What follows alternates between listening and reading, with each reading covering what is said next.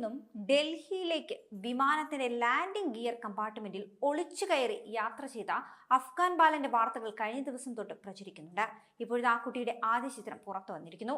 Kabul ഡൽഹിക്കം air വിമാനത്തിന്റെ landing ഗിയറിൽ ഒളിച്ചു കയറിയ 13 വയസ്സുകാരനായ ആൺകുട്ടിയെ സെപ്റ്റംബർ 21-ന് വിമാനം ഡൽഹിയിൽ ഇറങ്ങിയതിനു ശേഷം വിമാനത്താവളത്തിലെ അധികൃതർ കണ്ടെത്തുകയായിരുന്നു. ബീച്ച് നിറത്തിലുള്ള പട്ടാനി സൂട്ടും കറുത്ത കോട്ടും ധരിച്ച് പരിഭ്രാന്തനായി നിൽക്കുന്ന അഫ്ഗാൻ ബാലന്റെ ചിത്രമാണ് ഇപ്പോൾ പുറത്തു വന്നത്. വിമാനമിറങ്ങിയതിനു ശേഷം ടർമാക്കിൽ കറങ്ങി നടക്കുമ്പോൾ 13 വയസ്സുകാരനായ ബാലനെ അധികൃതർ കണ്ടെത്തി. അധികൃതർ ചോദ്യം ചെയ്തതിന് പിന്നാലെ കുട്ടിയെ അതേ ദിവസം തന്നെ കമ്മെയറിന്റെ തിരികെ കാബൂളിലേക്കുള്ള വിമാനത്തിൽ കയറ്റി അയക്കുകയും ചെയ്തു.